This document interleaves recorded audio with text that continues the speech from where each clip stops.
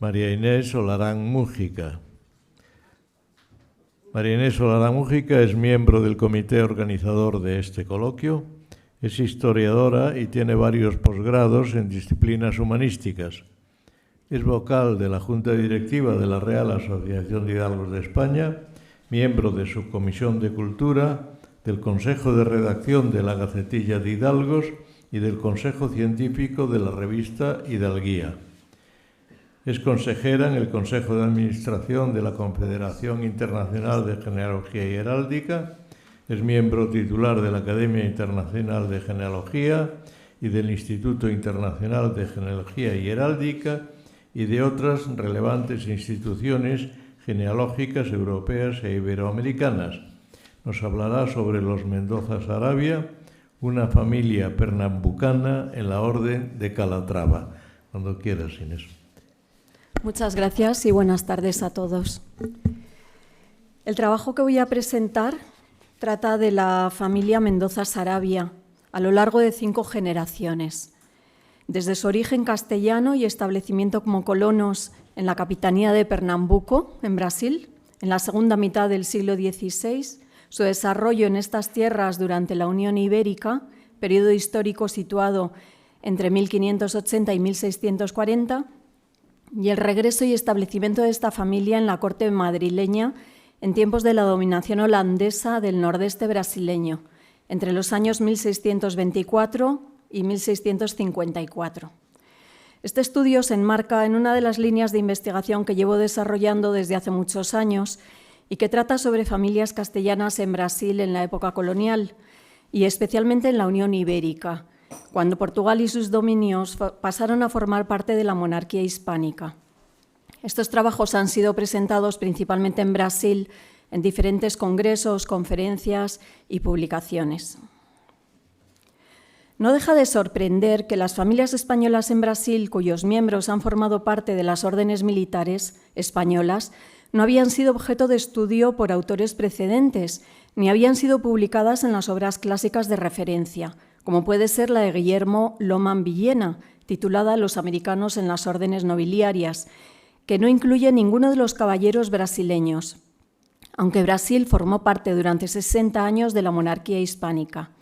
Por esa razón me fui adentrando en estas investigaciones al presentarse ante mí todo un campo inexplorado anteriormente. Sin embargo, los expedientes de ingreso de los caballeros brasileños a las órdenes militares de Santiago y Calatrava son citados en los índices de pruebas de caballeros elaborados por Vicente Viñó y Francisco Rafael de Uhagón y se encuentran en el fondo del Consejo de Órdenes, en el Archivo Histórico Nacional, localizado en Madrid. Además, existen muchos otros manuscritos en forma de índices que dan noticia de la pertenencia de caballeros brasileños a estas órdenes militares y en lo que concierne a esta ponencia que ahora presento, a la Orden Militar de Calatrava. En estos expedientes e índices encontramos a don Manuel de Mendoza y a sus 3 hijos, de los que trata este trabajo, Jerónimo, Bartolomé y Fernando, y que en esta otra imagen están señalados en negro. Además, contamos con los expedientes de las 4 hijas de don Manuel de Mendoza Saravia, Serafina, Elena, Violante y Manuela, para ingresar como religiosas en el convento de la Concepción Real de la Orden de Calatrava, en Madrid, que están señaladas en rojo. Comenzaré esta presentación refiriéndome al contexto en el que se desarrolló esta familia y seguiré por su historia propiamente dicha, aunque de forma concisa, ya que posteriormente la podrán ampliar con numerosos detalles cuando la ponencia sea publicada en las actas de este congreso. El rey don Sebastián de Portugal murió en 1578 en la batalla de Alcázarquivir, en Marruecos. Tras su desaparición sin descendencia, Portugal quedó en manos de su tío abuelo, el cardenal infante don Enrique, hermano del rey don João III de Portugal, y dio paso a una serie de disputas por su sucesión. En 1580 se extinguió en Portugal la dinastía de Avis al fallecer don Enrique I de Portugal. El rey había delegado la elección de sucesor al trono en un consejo de regencia, pero adelantándose a su resolución, las tropas españolas al mando del duque de Alba tomaron Alcántara el 25 de agosto de 1580 y expulsaron a las tropas de don Antonio de Portugal, prior de Crato, que se había hecho aclamar rey de Portugal el día 24 de junio de ese año de 1580. De esa manera se produjo la unión de las dos coronas, España y Portugal. La Unión Ibérica fue un periodo de subordinación de Portugal a la monarquía española a lo largo de los reinados de Felipe II, Felipe III y Felipe IV de España, es decir, Felipe I, II y III de Portugal, respectivamente.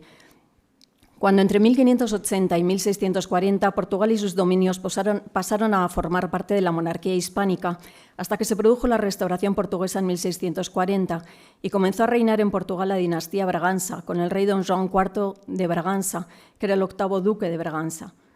Según han demostrado las últimas tesis doctorales que tratan sobre este periodo, durante la Unión Ibérica Brasil fue, en su funcionamiento, un territorio español y no portugués, y los asuntos brasileños fueron administrados dentro de las estructuras de poder de la Casa de Austria. Los reyes españoles mantuvieron un sistema de concesión de cargos, beneficios y prebendas con los que premiar a sus súbditos. El conjunto más importante de la Casa Real que fue a servir a Indias fue el de los hidalgos, y tanto familias portuguesas como castellanas se establecieron en estas tierras como colonos y tuvieron en ellas descendencia. Tras el descubrimiento...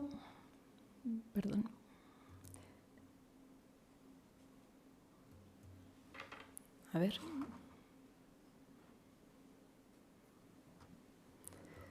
Se ha quedado fijo y no avanza. A ver si.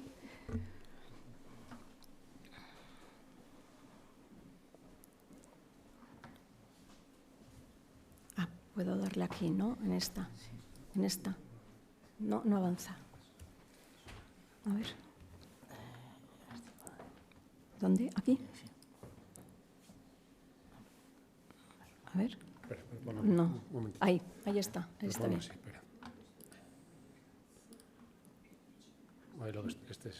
Sí, gracias.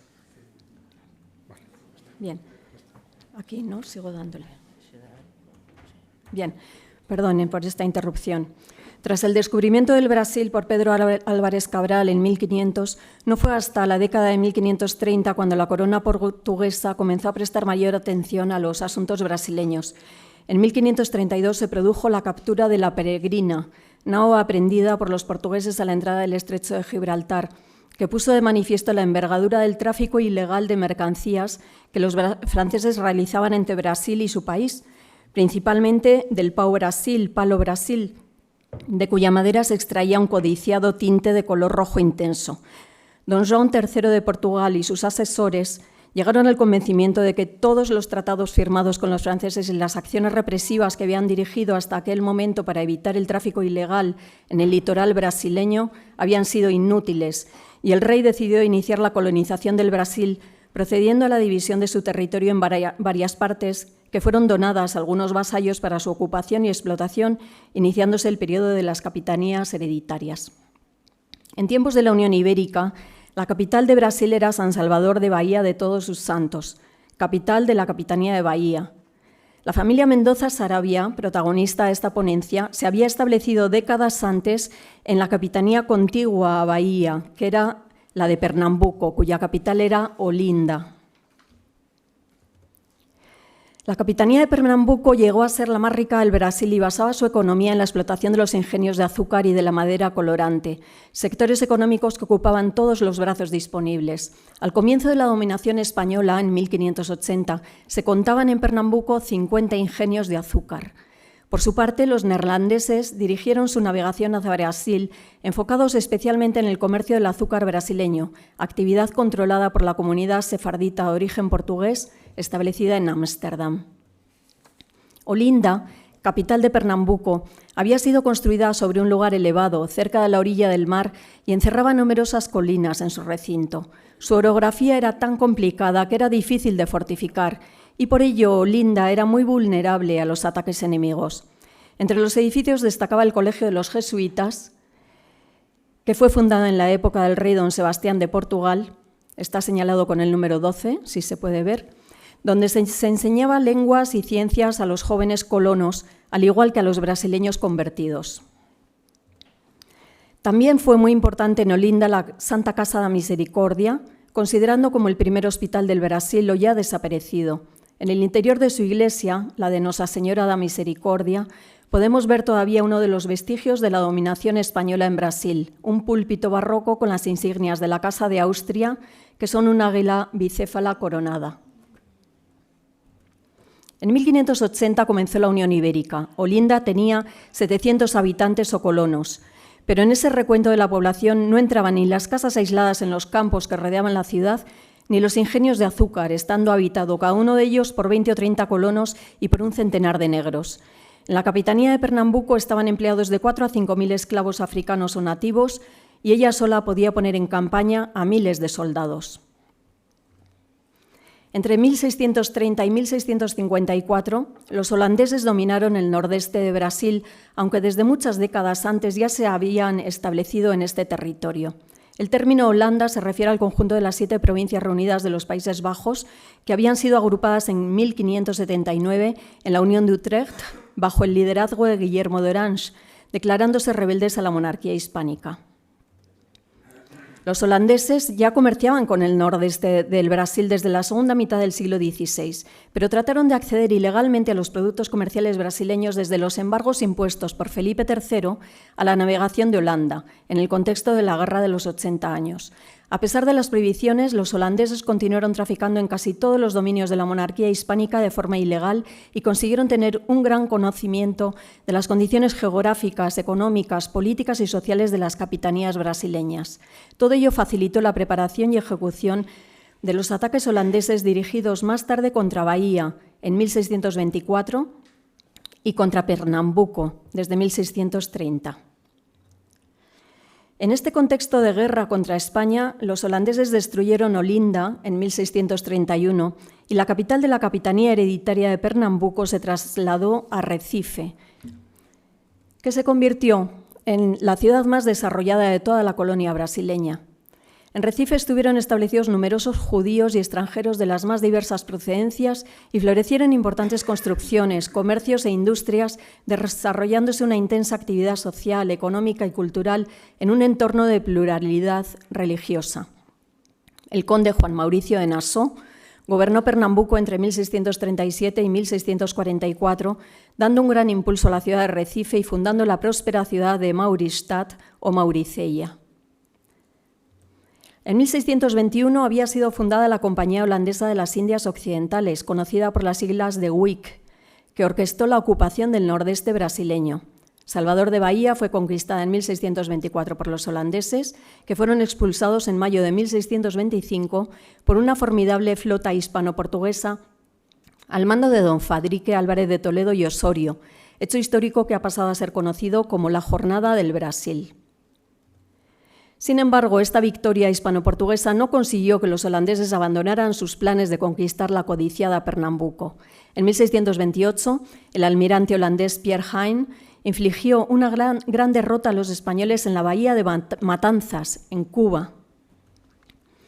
Y gracias a esta derrota y el enorme botín conseguido, los neerlandeses pudieron financiar un nuevo proyecto para conquistar la capitanía de Pernambuco, la más importante área azucarera del mundo, que ocuparon en 1630. El 22 de septiembre de 1631, don Antonio de Oquendo derrotó a los holandeses en la Batalla de los Abrojos o Batalla de Pernambuco.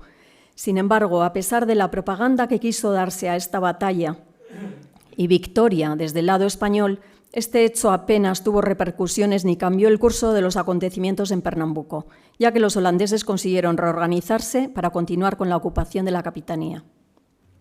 Otra campaña militar fue la dirigida en Brasil por don Lope de Oces y Córdoba entre noviembre de 1635 y febrero de 1636. La Armada Española estaba formada por 4.000 hombres, pero las naves no pudieron entrar en aguas de Pernambuco por ser galeones de gran calado y la flota debió continuar hacia Bahía. En 1638, Felipe IV envió una flota hispano-lusitana comandada por el conde da Torre, don Fernando de Mascareñas, para restaurar el nordeste, tratándose de la más poderosa fuerza naval que hasta entonces se había visto en el litoral brasileño, pero la ofensiva fue un completo fracaso. Los holandeses controlaron la capitanía de Pernambuco hasta que fueron derrotados por los portugueses en 1654, consiguiendo la capitulación de Olinda y Recife, cuando esta capitanía era gobernada por su cuarto donatario, Duarte de Albuquerque Coello. Sin embargo, hacía 14 años que los castellanos ya no dominaban Brasil, por haberse producido en 1640 la restauración portuguesa y reinar ya don João IV de Portugal. El Brasil holandés es el más rico y mejor documentado periodo de la historia colonial brasileña. Es en este contexto en el que se desarrolló la historia de la familia Mendoza Saravia. Mi estudio parte de don Manuel de Mendoza, señalado en negro, casado con su prima hermana, doña María de Mendoza. La familia Mendoza Saravia estuvo establecida en Olinda desde la llegada de los bisabuelos de don Manuel a estas tierras, llegada que debe situarse o bien en el momento de la toma de posesión de esta capitanía por Duarte Coello, su primer donatario, en 1534, o en los años inmediatos. Las familias que acompañaron a Duarte Coello a la capitanía de Pernambuco procedían principalmente del norte de Portugal y tenían diverso origen social, pero un gran número pertenecía a la hidalguía. La familia Mendoza fue una de las más antiguas, cuyos miembros se establecieron como colonos en la capitanía de Pernambuco. Según los testimonios de sus contemporáneos, no fueron naturales de Portugal ni vivieron en aquel reino, sino que procedían de las montañas de Burgos y se embarcaron al Brasil desde algún puerto de Castilla.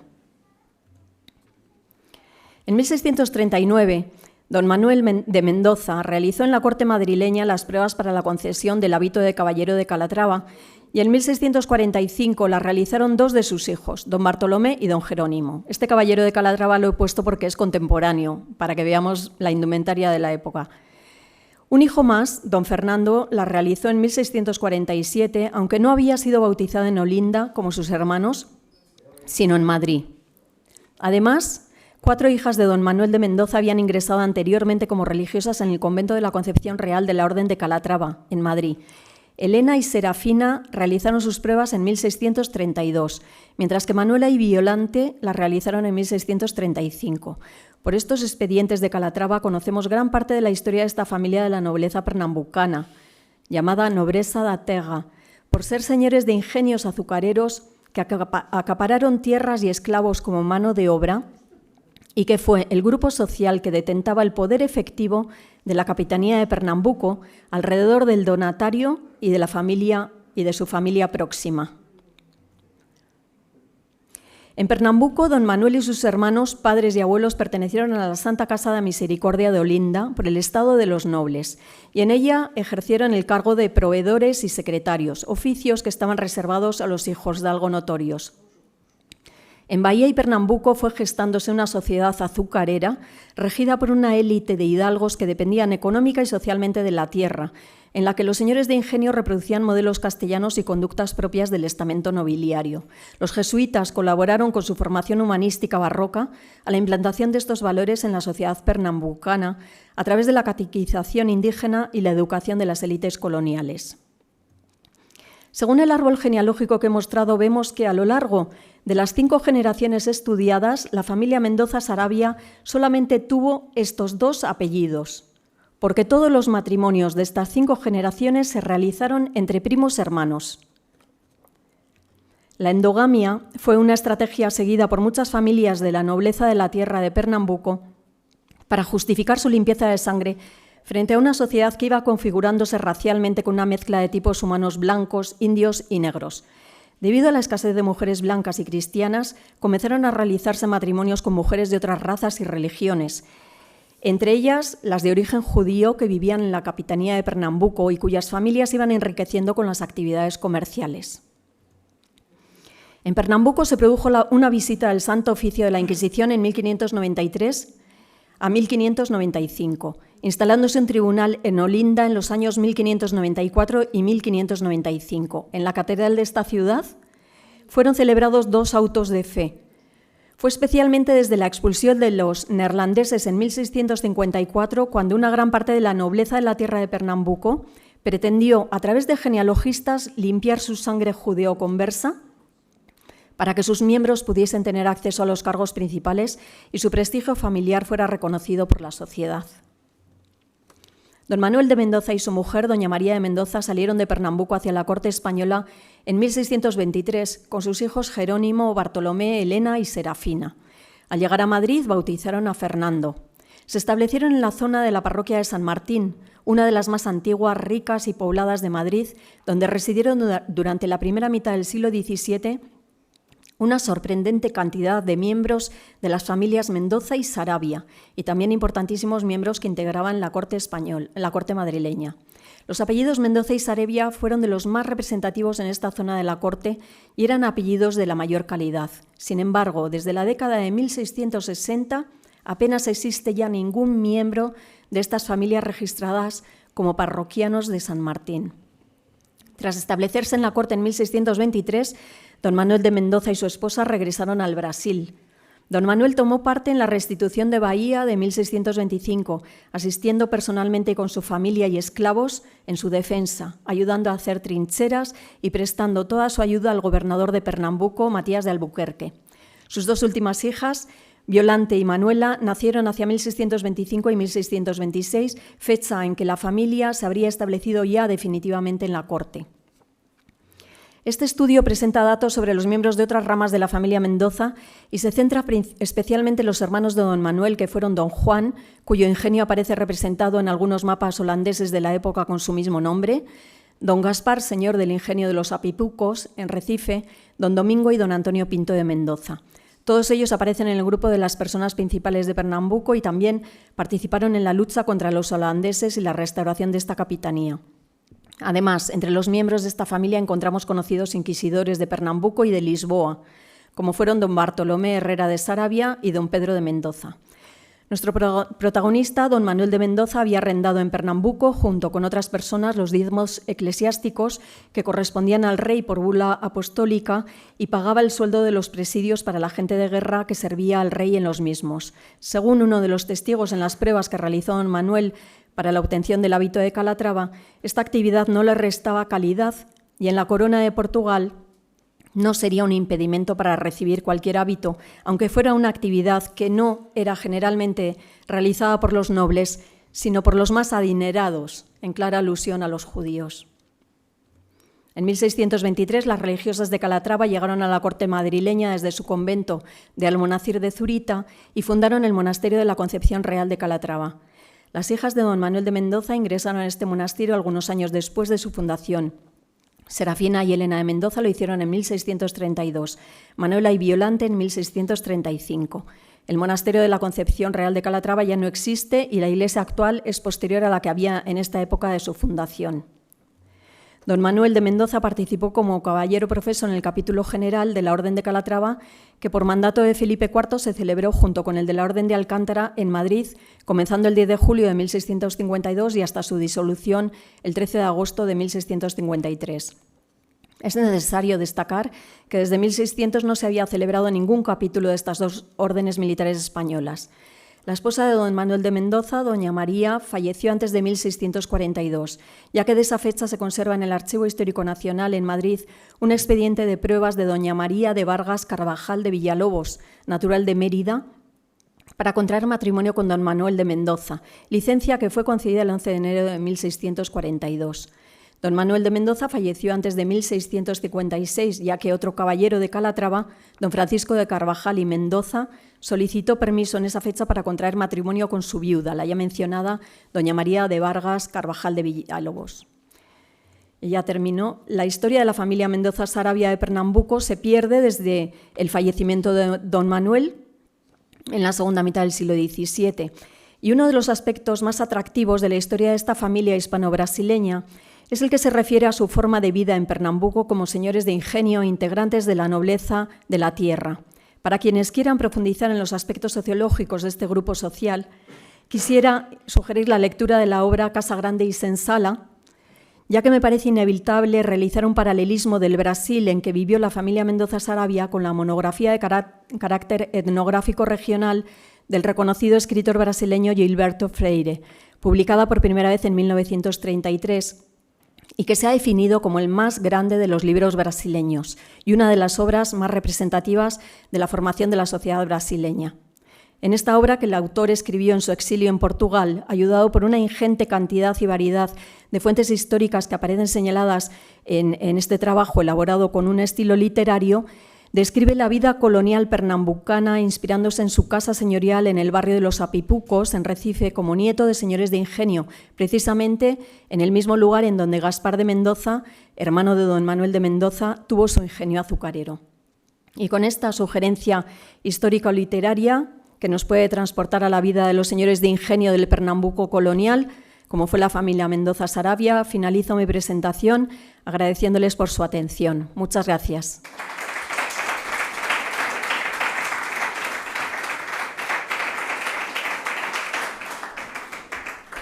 Bien, como quedan 5 minutos de tu tiempo, si alguno quiere hacer alguna pregunta, como siempre digo, algún comentario, pues este es el momento.